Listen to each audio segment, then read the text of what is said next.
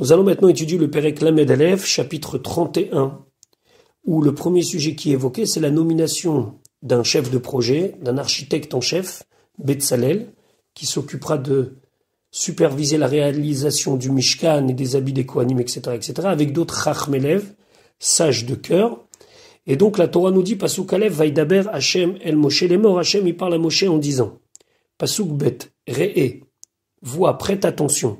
Le Ramban Nachmanide expliquait que véritablement, les qualités de Betzalel et des autres artisans sont exceptionnelles. Certes, les Bnei Israël étaient des travailleurs en Égypte, mais c'était des travailleurs que dans le gros œuvre. C'était des gens qui savaient faire du ciment, des briques, qui savaient construire des bâtiments. C'est très très rare, lorsque quelqu'un est spécialiste dans le gros œuvre, d'être aussi spécialiste dans l'orfèvrerie, dans le tissage, de toutes les qualités qu'on demande pour la fabrication du Mishkan et des habits des Kohanim. Donc, Re'e, ça veut dire, regarde, quelque chose d'extraordinaire que même parmi un peuple d'ouvriers, j'ai fait distinguer des personnes qui sont capables de faire les choses les plus fines, comme de l'orfèvrerie, pour travailler l'or. Donc, Karati Beshem, j'ai appelé par son nom, ça veut dire que cette qualité d'artisan, je l'ai trouvé chez qui? Betzalel, chez Betzalel, Ben Uri, le fils d'Uri, Ben Chour, le fils de Chour, les Maté Yehuda, de la tribu de Yehuda. Pourquoi ici on rappelle son grand-père Chour? Son grand-père, on verra plus tard dans la paracha, Chour va s'opposer à la fabrication du veau d'or et il va être assassiné. C'est son descendant qui lui sera chargé de mettre en œuvre le Mishkan. Rashi Karati Veshem, la Asot Melarti, pour faire mon ouvrage, et Betzalel, Betzalel. Pasuk Gimel, va Amaleoto, et je le remplirai, Ruach Elokim, d'un esprit de Dieu, Bechorma, avec la sagesse, ou Bidvuna, et avec l'intelligence, ou Vdaat, et avec la connaissance, ou Vechol Melacha, et toutes sortes de travaux qu'il sera capable de faire. Alors ici, on a Chochma, Tvuna, qui correspond à Bina, et Da'at. C'est quoi la différence entre les trois? Chochma, c'est ce qu'il aura appris des autres. Tvuna, c'est ce que lui, il a compris de lui-même en réfléchissant. Et Da'at, ça correspond au roi HaKodesh. Regardons dans Rashi, Bechochma, Ma she'adam shomea me'acherim, ce qu'un homme entend des autres, Velama, dès qu'il a appris, ça s'appelle Chochma. Dvuna, Mevin Davar Milibo, il comprend des choses de son cœur. Mitor Dvarim Shelama, des choses qu'il a déjà appris. Uvdaat, et Daat, c'est Ruach HaKodesh. On voit que Bechochma, c'est pas marqué Ruach Elokim, Chochma, Dvuna, Uvdaat. Le Ruach Haim dit, c'est connu que En HaKadosh Baruch Hu Noten Chochma, et là, Mishiyesh Bo Chochma. HaKadosh Baruch Hu ne met sa chokhma que dans celui qui a déjà de l'intelligence et de la sagesse. Donc il était déjà préposé, il avait toutes les qualités pour jouer ce rôle-là. Alors, c'est quoi Uvechol Melacha? Et tous les travaux qui vont lui être demandés, Pasuk Dalet, l'Archov Machashavot, être capable de penser. Ici, on sait que penser, ça désigne cette manière de faire pour lorsque il va pouvoir tisser le même rideau avec deux faces qui seront différentes. La sot bazaav, travailler l'or, ou va chesef, l'argent, ou va nechoshet, et le cuivre. Rachid de rappeler Dalet l'archov machashavot, donc penser des pensées. Arigat, c'est le tissage, maaseh choshev, qu'on appelle œuvre d'artiste. C'est par exemple pour la parochet, où la parochet, il fallait en tissant les fils, je vous invite à réétudier Parashat Teruma et Tetzavé, il fallait être capable de faire apparaître d'un côté le dessin d'un lion et de l'autre côté le dessin d'un aigle.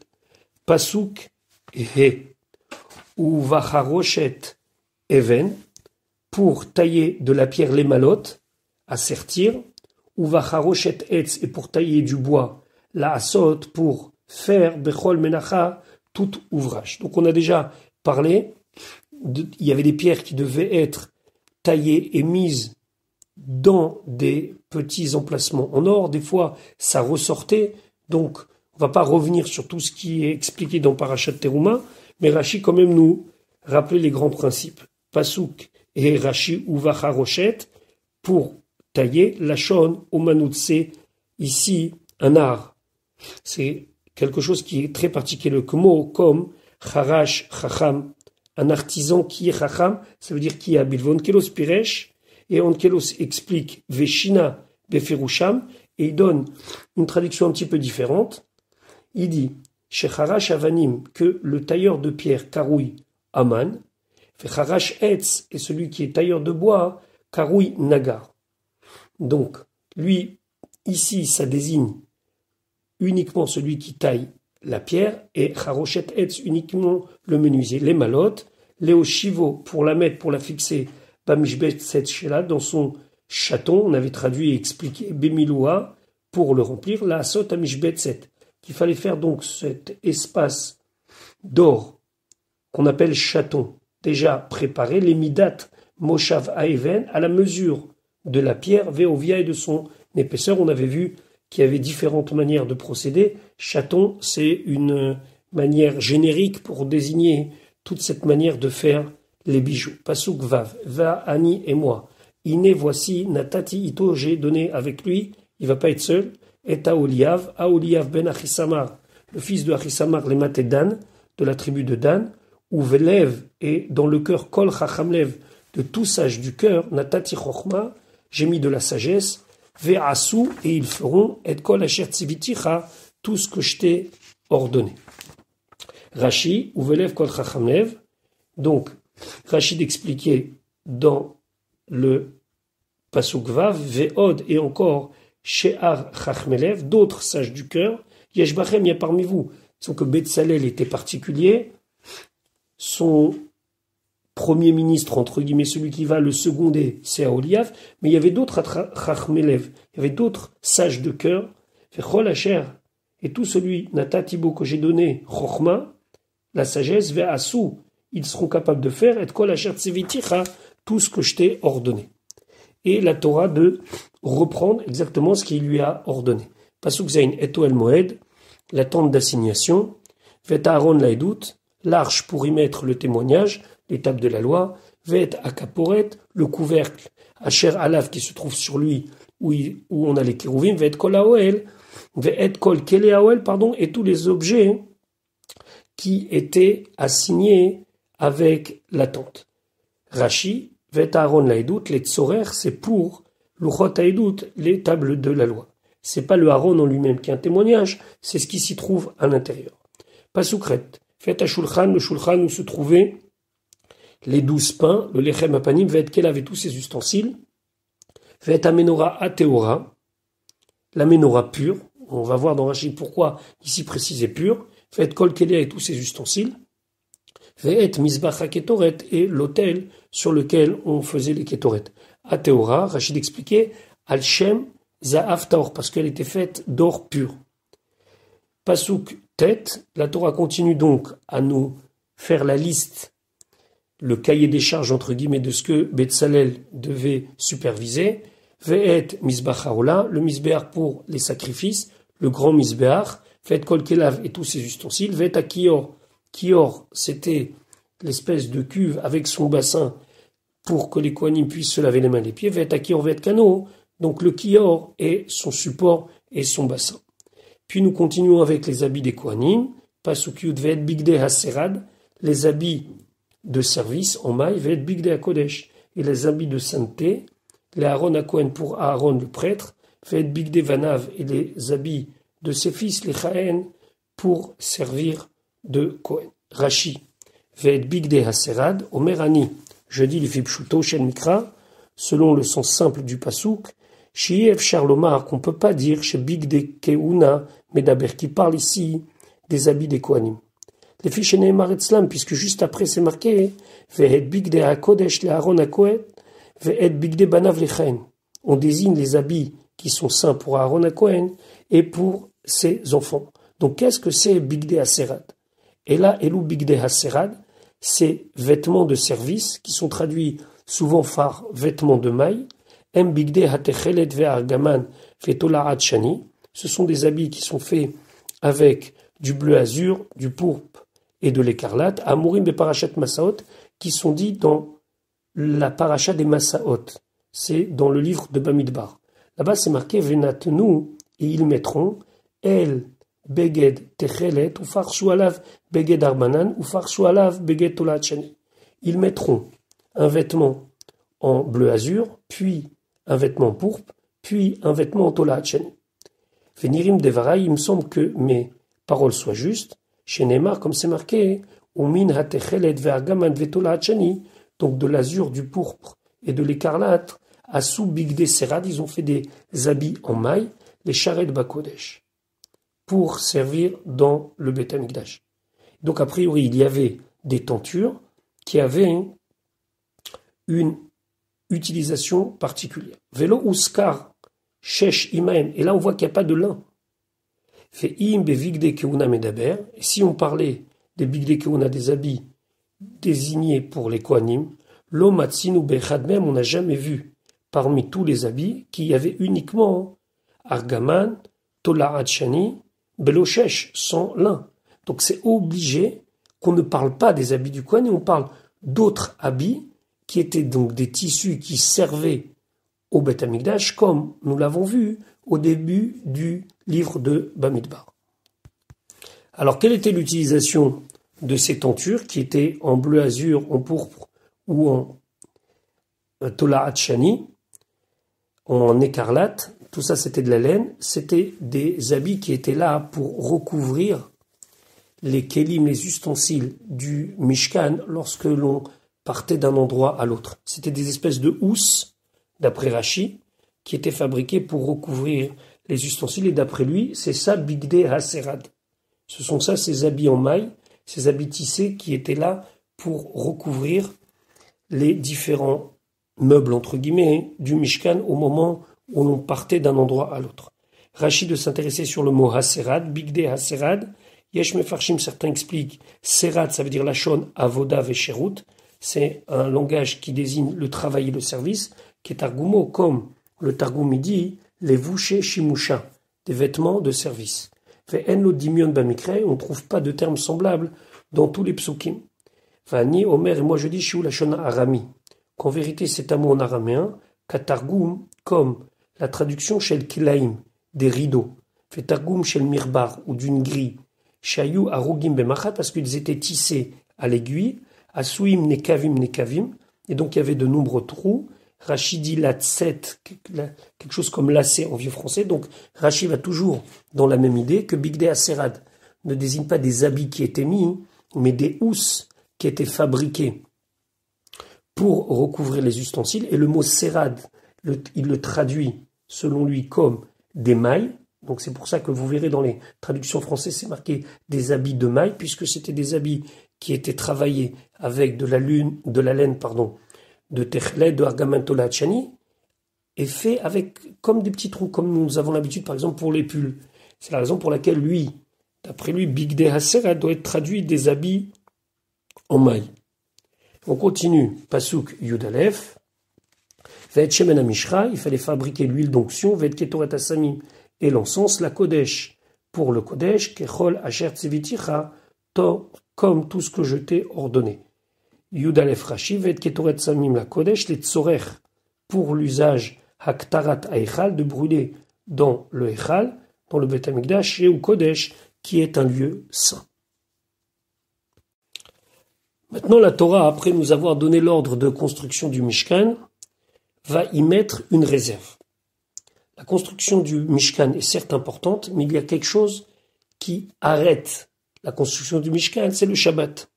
Pasuk Yudbet, Vayomer, Hachem el Moshe, Hachem il a dit à Moshe les morts en disant, Pasuk Yud Gimel, Veata, et toi, Daber el Bene Israël, parle au Bene Israël, les morts en disant, Ach, seulement, Et Shabbatotai Tishmoru, mais Shabbatot vous allez garder, qui ot i, car c'est un signe béni ou venechem, entre moi et vous, les dorotechem, pour toutes vos générations, ça veut dire éternellement, la da'at, afin que tout le monde sache Ki ani Hachem, que je suis Hachem, Mekadishrem, celui qui vous a sanctifié.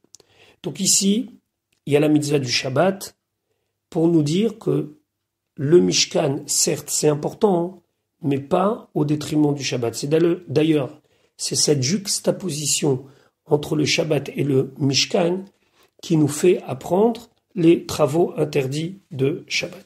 Rashi, Ve'ata daber al ben Israël. Et toi parle au ben Israël. Ve'ata et toi. Af alpi, malgré.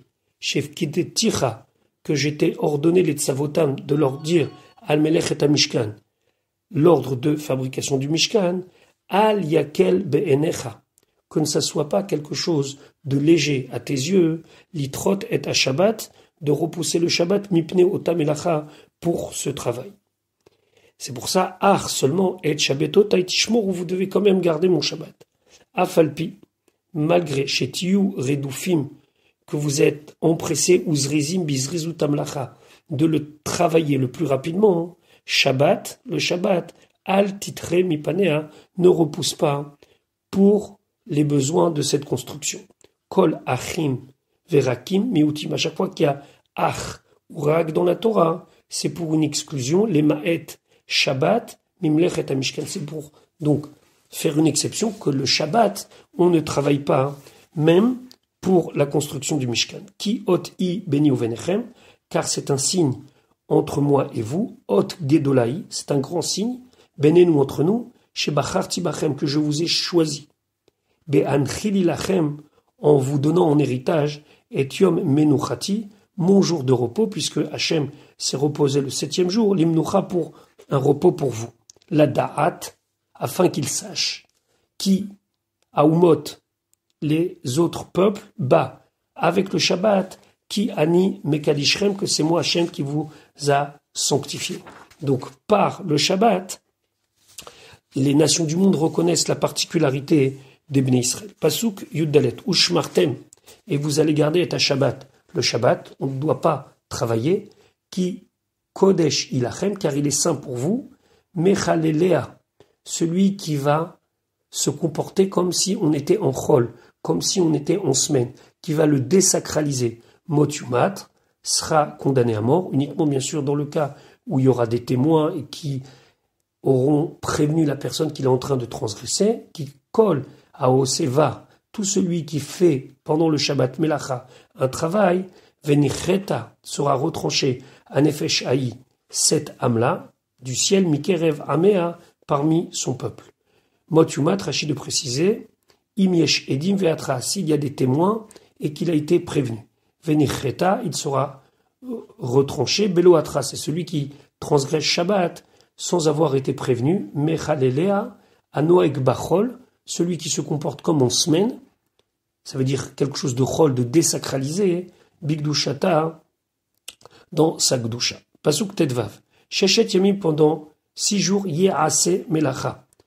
Nous sommes autorisés à faire le travail. Uvayom Hashevi, et le 7e jour, Shabbat Shabbaton.